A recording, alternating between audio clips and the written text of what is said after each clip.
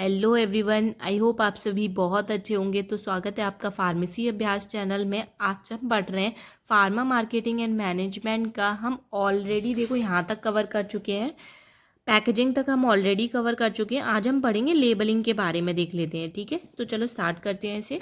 तो देखो लेबलिंग क्या होता है। देखो labelling is a important means of product identification like branding and packaging.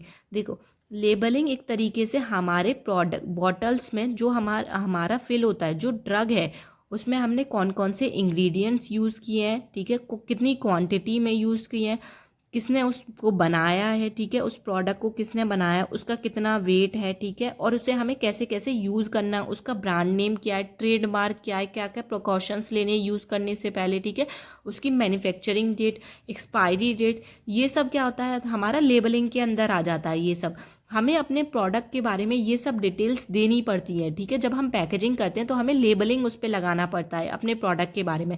वही होता है हमारा लेबलिंग के अंदर आता है। ठीक है, तो देखो नेक्स्ट पॉइंट अब हम देख लेते हैं। Labeling is a act of attaching label to the product. Labeling क्या होती है, हम अपने प्रोडक्ट पे एक लेबल ऐड करते हैं। ठीक है, package and their label should gives buyers accurate information about the content and necessary guidance regarding the use of product। देखो पैकेज जब हम करते हैं उस पर फिर लेबल लगाते हैं, तो जो उसे खरीदने वाले हैं उनको उनको क्या होता है, जो प्रोडक्ट जो खरीदेंगे उसके बारे में एक्यूरेट इन्फॉर्मेशन मिलती है अगर हमने लेबलिंग कर रखी है। ठीक है, उस कंटेंट के बारे में जो उसके अंदर भरा हुआ है, ठीक है, और नेसेसरी गाइडेंस जो उन्हें प्रोवाइड करनी चाहिए, ठीक है, उसके बारे में भी पता चलता है प्रोडक्ट के बारे में। ठीक है, अगर हम लेबलिंग करते हैं तो बायर्स को, कंज्यूमर्स को क्या होता है, एक्यूरेट इन्फॉर्मेशन मिलती है उस प्रोडक्ट के बारे में, और क्या क्या नेसेसरी गाइडेंस उसे लेनी है उसे उस प्रोडक्ट के प्रति, तो उसके बारे में भी पता चलता है। ठीक है, वही होता है हमारा लेबलिंग।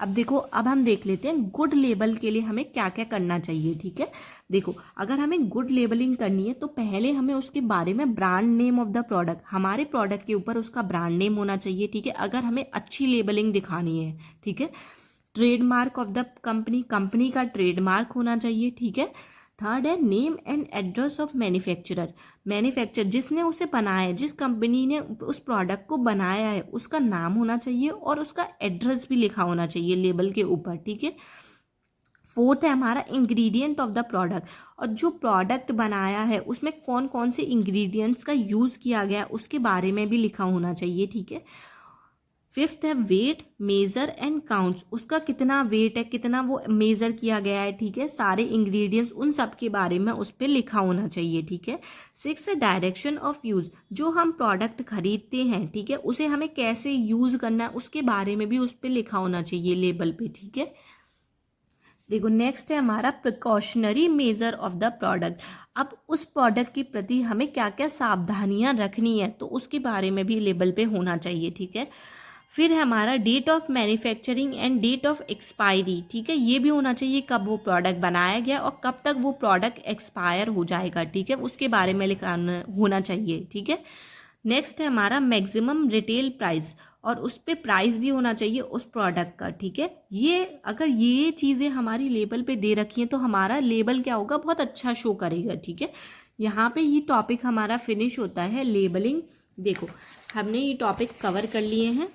देखो हमने product branding, packaging and labelling decision cover कर लिए हैं। आई होप आपको ये टॉपिक बहुत अच्छे से क्लियर होगा। ठीक है, तो देखो नेक्स्ट अब हम स्टार्ट करते हैं यूनिट सेकंड का लास्ट टॉपिक है ये हमारा product management in pharmaceutical industry. ठीक है, ये लास्ट बचा है, बस स्टार्ट करते हैं। चलो देखो क्या होता है प्रोडक्ट मैनेजमेंट, अपने प्रोडक्ट को हम कैसे कैसे मैनेज कर सकते हैं। ठीक है, अब देखो इसे देखते हैं। Product management is the process of research and development of new product, prototyping, testing, launching, marketing, pricing, positioning, and continuous improvement of company product to achieve customer demands and business objective। देखो product management क्या होता है, एक ऐसी process होती है यहाँ पे अगर हम अपना न्यू प्रोडक्ट को लॉन्च करना है, न्यू प्रोडक्ट लेके आना है मार्केट में, तो हम सबसे पहले क्या करते हैं, उस प्रोडक्ट पे रिसर्च करते हैं। ठीक है, उस प्रोडक्ट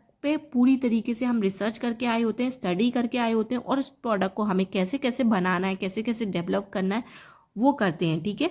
और फिर उसकी प्रोटोटाइपिंग टेस्टिंग करेंगे, उस प्रोडक्ट का जो हमने प्रोडक्ट बनाया वो सेफ है कि नहीं कस्टमर्स के लिए, ठीक है, उसकी टेस्टिंग होती है। फिर उसको फर्दर हम फिर क्या करते हैं, प्रोडक्ट को लॉन्च करते हैं, ठीक है। लॉन्चिंग होती है, फिर मार्केटिंग होती है उस प्रोडक्ट की, ठीक है।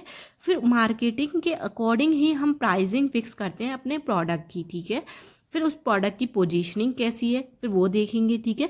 और जो हमने प्रोडक्ट बनाया है वो देखते हैं उसका कंटिन्यूस इम्प्रूवमेंट हो रहा है कि नहीं हो रहा है, ठीक है, कंपनी के द्वारा, ठीक है।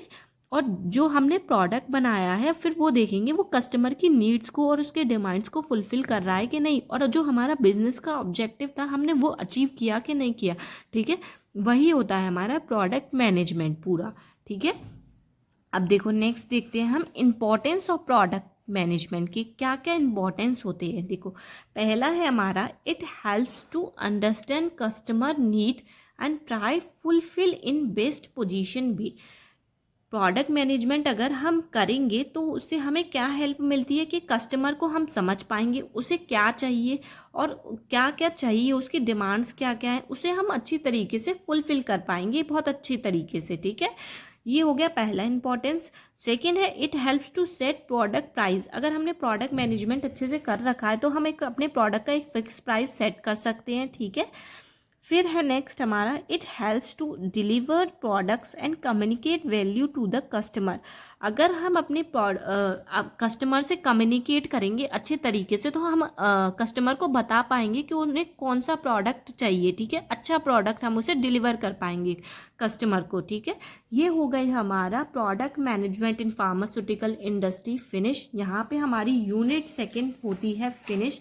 आई होप आपको ये टॉपिक बहुत अच्छे से क्लियर हुआ होगा। यूनिट सेकंड आई होप आपको बहुत अच्छे से समझ में आई होगी। इसके नोट्स ऑलरेडी टेलीग्राम पे अवेलेबल हैं, टेलीग्राम की लिंक डिस्क्रिप्शन में गिवन है, आप वहाँ से जाके इसके नोट्स डाउनलोड कर सकते हैं। पूरी यूनिट के यूनिट फर्स्ट भी हमने कवर कर ली, यूनिट सेकेंड भी कवर कर ली। अब हम नेक्स्ट पढ़ेंगे यूनिट थर्ड के बारे में, ठीक है।